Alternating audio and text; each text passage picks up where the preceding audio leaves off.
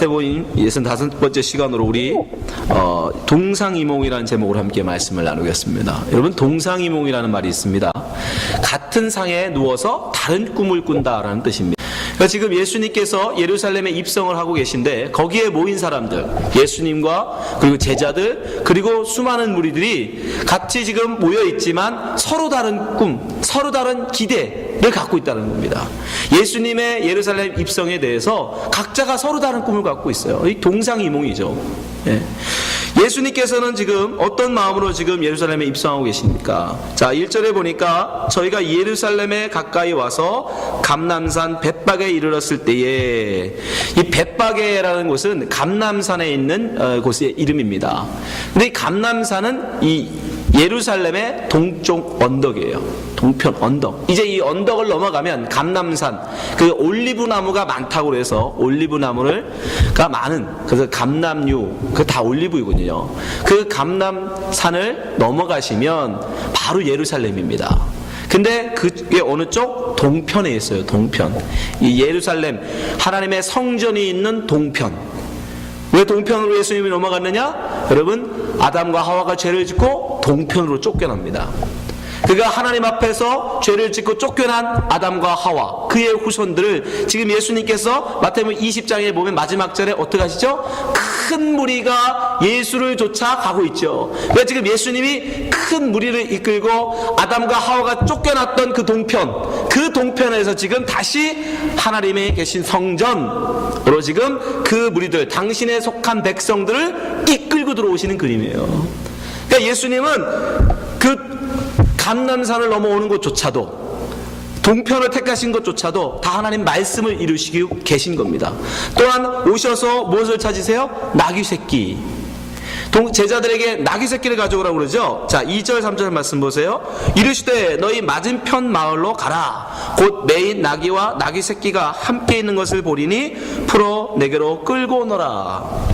예수님께서 일부러 가져오라고 말씀하신 거예요. 3절, 만일 누가 무슨 말을 하거든 주가 쓰시겠다 하라. 그리하면 즉시 보내리라 하시니. 왜 예수님께서 갑자기 예루살렘에 입성하시는데 나귀가 필요하셨을까? 네, 그거에 대해서 4절 5절에 설명해 주십니다. 자, 4절 보세요. 이는 내가 나귀 새끼를 너희들에게 가져오라고 하는 것은 선지자로 하신 말씀을 이루려 하심이라. 5절, 시온의 딸에게 이르기를 내 왕이 내게 임하나니 그는 겸손하여 나귀 곧 멍에 매는 짐승의 새끼를 탔도다 하라 하였느니라. 그러니까 예수님께서는 지금 동편을 통해서 당신의 택한 모든 하나님의 백성들을 이끌고 하나님의 계신 성전으로 다시 돌아가시는데 거기에 뭐가 필요하냐면 나귀 새끼가 필요했어요. 왜요? 하나님께서 선지자를 통해서 예언하신 말씀을 이루시기 위해서. 이것은 선지자 누가? 스가랴가 한 예언입니다. 스가랴서 9장 9절 말씀 보세요. 같이 읽어보겠습니다. 스가랴서 9장 9절 시작. 시온에 따라 크게 기뻐할지어다.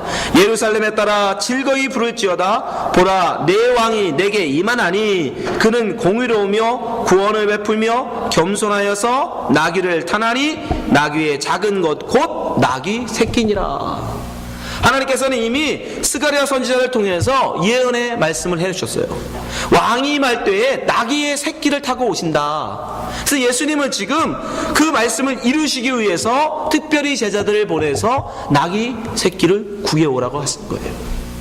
그럼 왜 하나님께서는 스가랴에게 왜 하나님이 임하는데 나귀 새끼를 타고 임한다는 이 말씀을 주셨을까?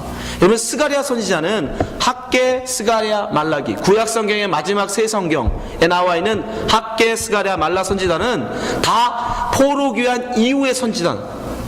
그러니까 이스라엘 민족이 남유대까지 완전히 바벨론에 의해서 완전히 멸망해버리고 나라가 다 없어졌어요. 그리고 민족들은 다 바벨론에 끌려갔습니다.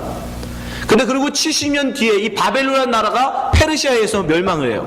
페르시아에 의해서 멸망하면서 그 페르시아 왕이 이스라엘 민족을 돌아가라고 합니다. 그렇게 다시 유대 땅으로 돌아왔어요. 자, 여러분 생각해보세요. 나라를 잃어버리고 모든 나라가 황폐해지고 그래서 다시 돌아온 그 민족들, 이스라엘 민족 상황이 어땠을까요? 성전은 파괴되었고 예루살렘 성벽도 다 무너져 버렸고 아무것도 없어요. 그곳에 지금 와 있을 때 하나님은 스가랴 선지자에게 하나님의 말씀을 주시는데 바로 이 말씀을 줬던 거예요.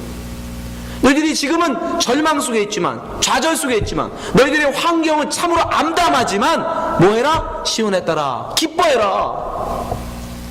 너가 지금 먹을 게 없고 입을 게 없고 잘 집이 없지만 세상적으로 볼 때는 절망이죠. 아무것도 없으니까 폐허 속으로 하나님 보내신 거니까. 근데 너희들은 기뻐하라. 왜요? 내가 네게 임할 것이다.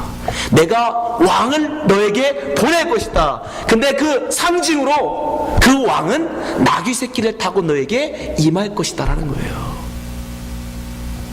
이것은 사실은 하나님께서 아브라함하고 약속하신 언약이에요. 이미 이스라엘 민족을 택하신 그때에, 아브라함을 택하셨을 때에 하나님께서 이미 아브라함과 언약하신 약속의 말씀입니다. 자, 창세기 17장 7절 말씀 보세요.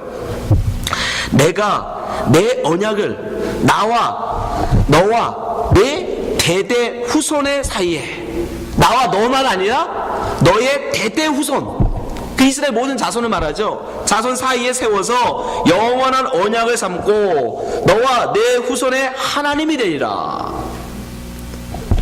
8절, 내가 너와 내 후손에게 너의 우고하는 이 땅, 여기 어디예요? 유대지요. 유대 땅, 다시 돌아온 그 땅, 폐허 속의 그 땅, 이 땅을 곧 가나안 일경으로 주어 영원한 기업이 되게 하고 그 땅에 영원히 살 수 있게 해준다는 거예요. 나는 그들의 하나님이 되리라. 하나님께서 아브라함과 약속을 하셨는데, 내가 이 땅을 너희에게 주어서 나는 너희의 하나님이 되고 너희는 내 백성이 되겠다, 될 거야. 이건 나와 너뿐 아니라 네 후손들까지 함께하는 언약이야. 근데 그 언약대로 하면 이스라엘 민족이 가나안에서 나가면 안 되죠. 쫓겨나면 안 되죠. 그래서 다시 불러들이신 거예요. 약속하셨으니까.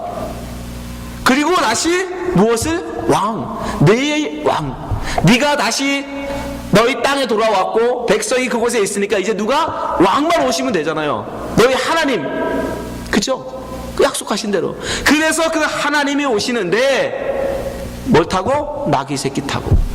그러니까 하나님이 아브라함과 한 약속이 스가랴를 통해서 바벨론 이후에 다시 한번 말씀해 주신 다음에 지금 누굴 통해서? 예수님을 통해서 이루어지는 거예요. 완성되어지는 거예요. 그 가나안 땅에 이제 땅을 주셨고 백성이 거기에 살게 하셨는데 누구 없었어요? 왕이 없었잖아요. 근데 누가? 예수님이 지금 오시는 거예요. 지금 말씀을 이루고 계시는 거예요. 그래서 예수님은 나귀 새끼를 찾으신 거예요. 그러니까 예수님을 지금 이 예루살렘 입성에 무엇을 이루고 계신 거예요? 하나님 말씀, 하나님의 뜻을 지금 이루고 계신 거예요. 예수님은 거기밖에 관심 없어요. 하나님 말씀에 순종하는 것, 그거밖에 예수님은 관심 없어요. 예수님의 꿈은, 예수님의 생각은 온통 그거예요. 어떻게 하나님 말씀, 그 선지자들을 통해서 예언하신, 모든 약속하신 그 하나님 말씀을 내가 이룰까? 그런데 똑같은 곳에 있는 누구? 제자들은 다른 꿈을 꾸더라는 거예요. 다른 꿈을. 동상이몽. 같은 곳에 있는데, 자 6절 7절 말씀 보세요. 제자들이 가서 예수의 명하신 대로 하여 나귀와 나귀 새끼를 끌고 와서 자기들의 겉옷을 그 위에 얹음에 예수께서 그 위에 타시니, 제자들이 어떻게 합니까? 예수님이 오시자 이제 그들의 옷을 펴고 예수님의 오심을 환영하고 기뻐하고 즐거워합니다.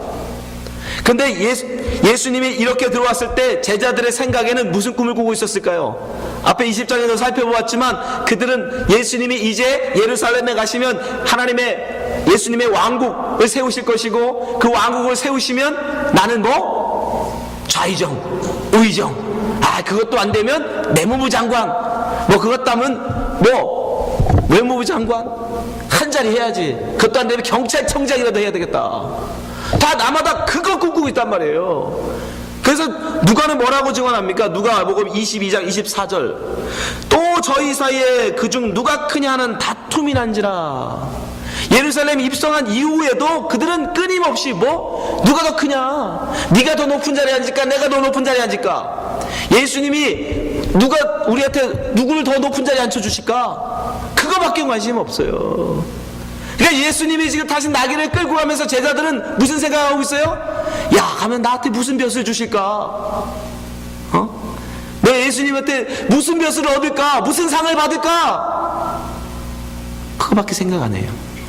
예수님은 하나님 말씀을 어찌 이룰까? 거기에밖에 관심 없는데 제자들은 그건 관심 없어. 예수님의 무슨 마음 생각하지? 그건 관심 없어. 나한테 무슨 벼슬 주실까? 그거밖에 관심이 없어요. 거기 나와서 똑같이 제자들과 같이 자기의 옷을 펴고 종려가지를 나와서 흔들고 있는 무리들은 어떻습니까? 무리들도 마찬가지예요. 여러분 8절 9절 보세요.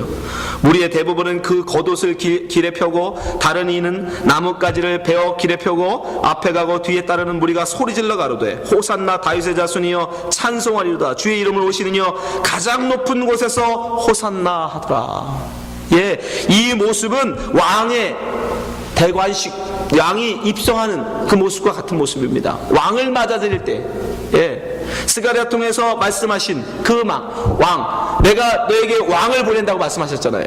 그 왕이 오는 것을 환영하는 모습, 그 겉으로 보여지는 모습은 왕으로 입성하는 모습, 그 환영하는 모습하고 똑같지만 그 무리들이 기대하고 바라고 있는 것은 무엇입니까? 자기들을 구원해줄 구원자,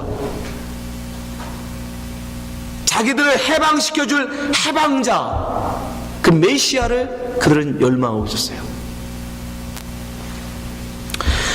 그 무리가 예수에 대해서 뭐라고 증거합니까? 10절 11절 보세요. 예수께서 예루살렘에 들어가시니 온 성이 소동하여 가로되 이는 누구뇨 하거늘 11절 무리가 가로되 갈릴리 나사렛에서 나온 선지자 예수라. 한글 성경에는 그냥 나사렛에서 나온 선지자 예수라고만 번역되어 있지만 영어 성경으로 원어 성경에 봐도 the prophet이라고, 그 선지자라고 분명히 명시되어 있어요. 그 선지자, 한 선지자가 아니고 어떤 선지자가 아니고 예언되어진 그 선지자, 메시아를 말하는 거예요.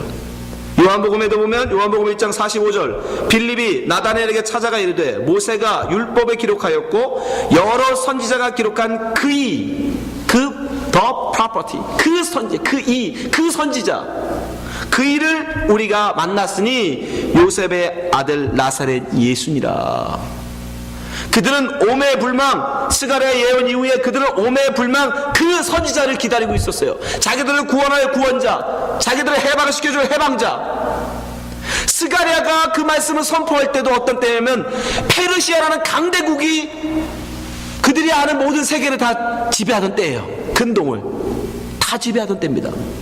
이스라엘이 비록 페르시아의 바벨론을 무너뜨린 페르시아가 그들을 보내주긴 했지만 이스라엘 독립국가가 아니었어요. 페르시아가 독립국가로 허락하지는 않았습니다. 속국이 있었어요. 페르시아라는 나라의 속국이었어요. 근데 지금 예수님이 오신 이때, 지금 이때는 어떤 때예요? 똑같아요. 여전히 독립하지 못하고 이제는 페르시아라는 강대국이 아니라 로마라는 더 큰 강대국이 이제는 이스라엘을 속박하고 있었어요. 그래서 그들은 자기들에게 왕이 오면, 자기들에게 해방자, 그 선지자가 오면 뭘 기대했어요? 독립국가를 세웁니다. 다윗과 같은 독립국가, 가장 강력한 이스라엘 역사에서 가장 강력한 독립국가는 바로 다윗 때였어요. 다윗과 솔로몬 때.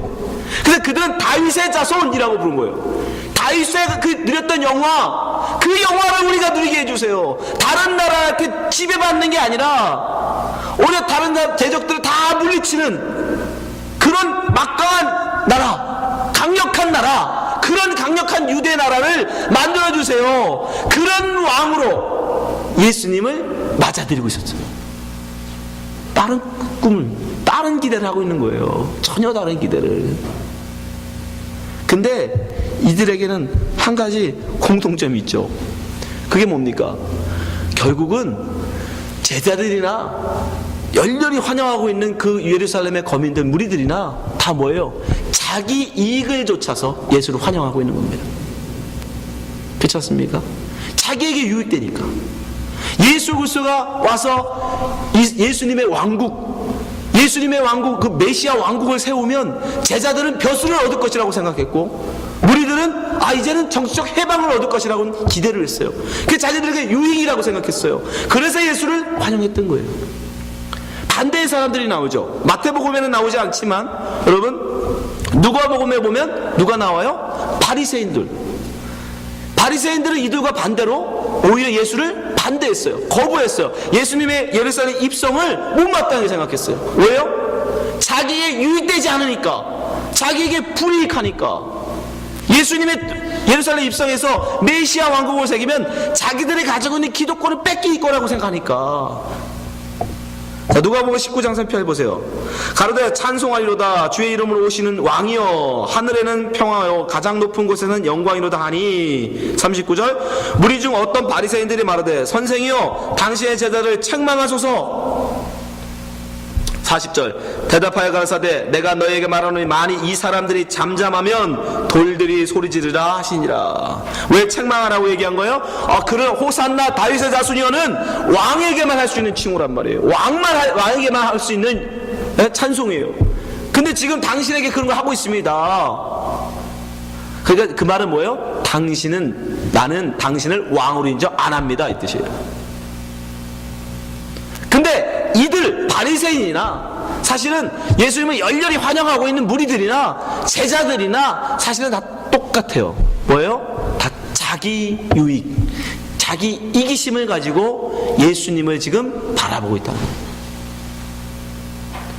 여러분, 우리가 예수를 믿는다고 지금 예수님 앞에 나와서 예배하고 하나님 앞에 우리가 나와서 예배하고 있지만 그 동기가 이기심이라면, 내가 예수를 통해서 뭔가를 얻어내려 하고 예수를 통해서 내가 뭔가 내게 믿는 것이 내게 큰 유익이다라는, 세상적인 어떤 유익이 있다라는 판단 때문에 내가 예수를 믿고 있다라면, 여러분, 우리는 바리새인들과 다를 바가 하나도 없는 거예요. 똑같은 거예요. 그 판단의 기준, 예수를 따르고 예수를 환영하고 예수를 환영하지 않는 기준이 나에게 있다라면 우리는 아직도 20장에 나온 소경과 다를 바가 없는 겁니다. 나의 욕심에 눈이 가려져 있는 거예요. 세상의 욕심에 눈이 가려져 있는 거예요. 예수에게서 뭔가 떨어지는 벼슬을 얻으려고 하든지, 예수에게서 이 세상에서 출세를, 이 세상에서 행복을 꿈꾸고 기대하고 예수를 따라가고 있다면 지금 예수님을 열렬히 환영하면서 쫓아가고 있는 무리들과 다를 바가 전혀 없다는 것이죠. 이것이 왜 위험합니까? 겉으로 보기에는 똑같아 보이죠, 여러분? 근데 이들 이렇게 열심히 환영하고 예수를 붙인 굉장한 왕으로, 왕에게만 할 수 있는 그런 호산나를 외치며 따랐지만 이들이 며칠이 되지 못해서 불과 4월 만에 어떻게 돼요? 예수를 십자가에 못 박으러 외친다는 거예요. 자, 마태복음 27장 22절 보세요. 자, 마태복음 27장입니다. 빌라도가 가로되 그러면 그리스도를 하는 예수를 내가 어떻게 하랴? 저희가 다 가로되 십자가에 못 박혀야 하겠나이다. 빌라도가 가로되 어찌 미뇨 무슨 악한 일을 하였느냐? 저희가 더욱 소리질러 가로되 십자가에 못 박아야 하겠나이다. 24절 빌라도가 아무 효염도 없이 도리어 밀란이 나려는 것을 보고 물을 가져다가 무리 앞에서 손을 씻으며 가로되 이 사람의 피에 대하여 나는 무죄하니 너희가 당하라. 25절 백성이 다 대답하여 가로되 그 피를 우리와 우리 자손에게 돌릴지어다 하거늘. 이것이 여러분 자기의 유익을 쫓아 살아가는 사람의 모습이에요. 왜요? 내가 원하고 내가 기대한 것을 그가 해주지 않을 때 그들은 어떻게 해요? 십자가에 못 박아 죽인다는 겁니다. 제자들은 다릅니까? 예수가 이 메시아 왕국을 세우면 내가 좌의정한 짓과 우의정한 짓과 서로 높은 권세를 추구했던 누가 더 크냐 다투었던 그들은 다를까요? 똑같아요, 여러분. 마태복음 26장 56절 보세요. 그러나 이렇게 된 것은 다 선지자들의 글을 이루려 함이니라 하시더라. 이에 제자들이 다 예수를 버리고 도망하니라.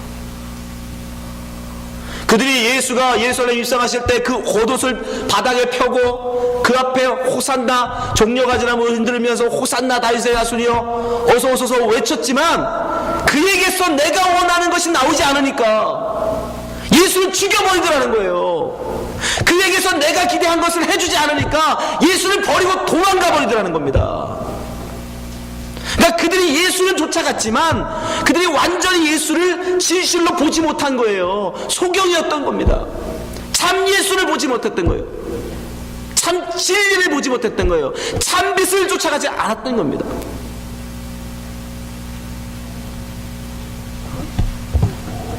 우리는 이기심을 가지고 예수를 쫓아가면 안 됩니다. 나를 죽이고 나를 포기해야 돼요. 여러분, 세상 종교, 모든 종교가 똑같은 게 하나 있어요. 그게 뭡니까? 내 소원을 그 신에게서 소원을 성취해내려고 한다는 거예요. 소원을 가지고 가서 그 신, 어떤 신이 됐든 그 신에게서 그 소원을 이뤄내기 위해서 그들이 그 신이 요구할 것이라고 생각하는 그 행위, 종교 행위를 한다는 거예요. 그렇지 않습니까? 천배를 하고, 금시기를 하고, 심지어 발락 같은 경우는 아들을 갖다 바쳤어요. 아들, 제물로. 그러면 응답해 준다고.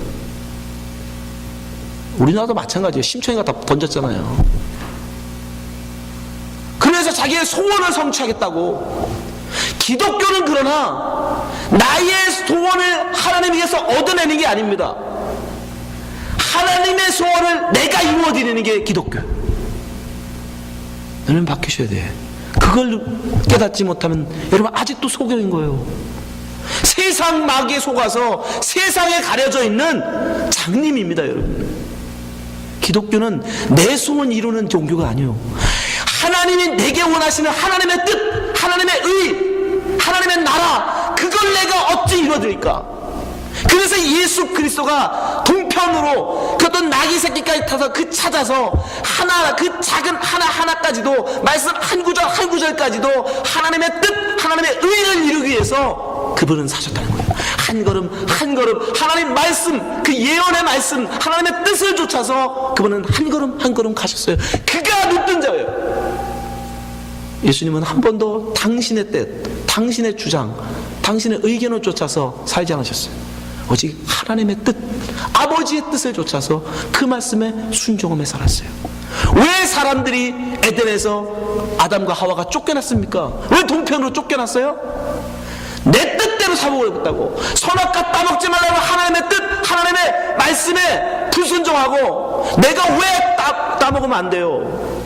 나도 따먹고 하나님처럼 되고 싶은, 나도 내 생각, 내 주장, 내 욕심 가지고 살고 싶어요. 여러분, 선악과는 단지 과일 하나 따먹은 게 아닙니다. 여러분, 그러니까 하나님이 이 세상에 과일이 얼마나 많은데, 맛있는 과일이 얼마나 많은데 그 선악과라는 과일 하나 따먹었다고 그 사람을 쫓아내겠습니까? 그 문제가 아니에요. 과일 하나 따먹고 안 따먹고의 문제가 아니에요. 하나님의 뜻을 쫓지 않았다는 게 문제죠. 내 뜻을 가지고 하나님의 뜻을 거역했다는 게 문제인 겁니다.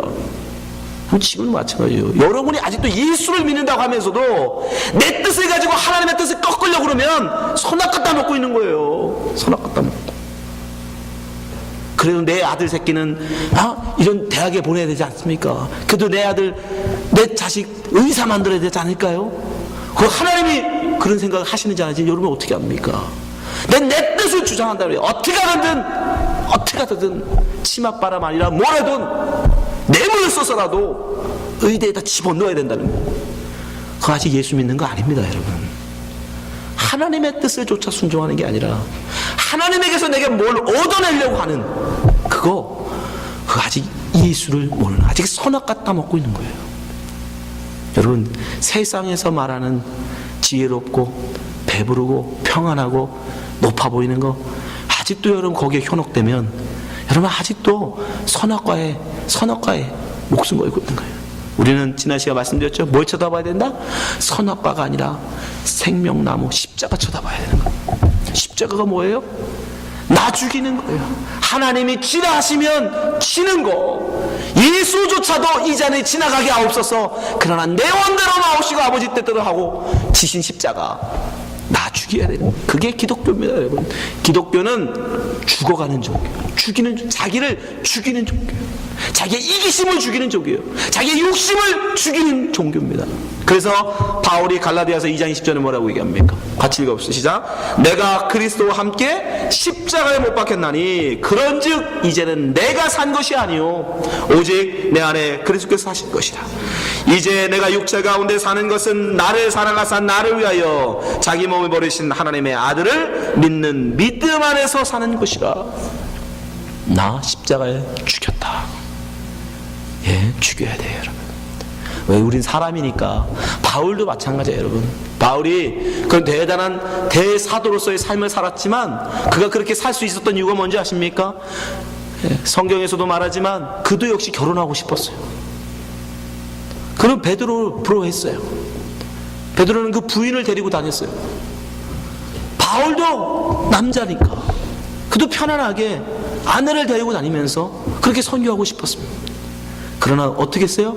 하나님의 뜻이 그게 아니라고 그 욕심을 죽였어요. 그래서 바울은 뭐라고 얘기합니까? 나는 날마다 죽노라. 난 날마다 죽는다는 거예요.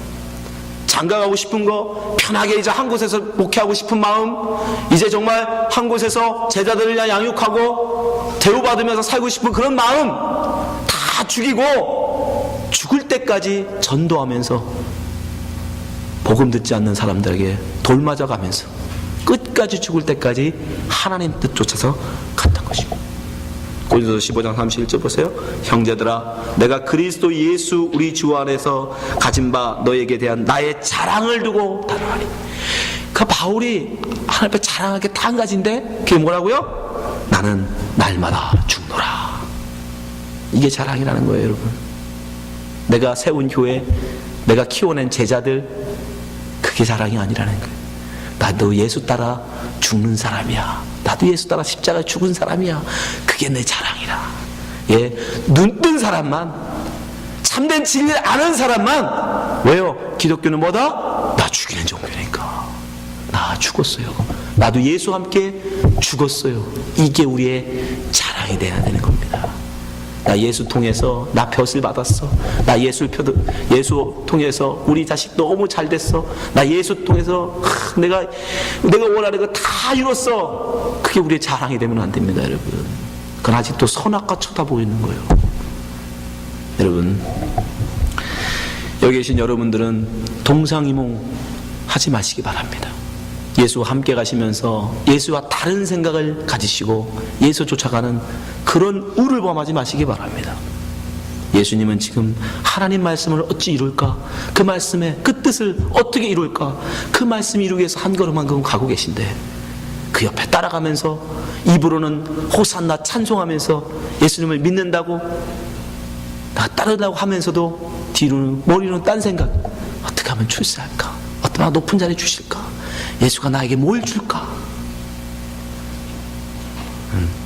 여기 계신 모든 분들은 정말 예수 그리스도 쫓아서 예수 그리스도께서 우리에게 허락하신, 우리에게 명령하신 나의 십자가를 지고 나를 쫓으라 말씀하신 그 말씀에 순종해서 주님 온전히 쫓아가신 성도 되시기를 주님의 이름으로 축원합니다.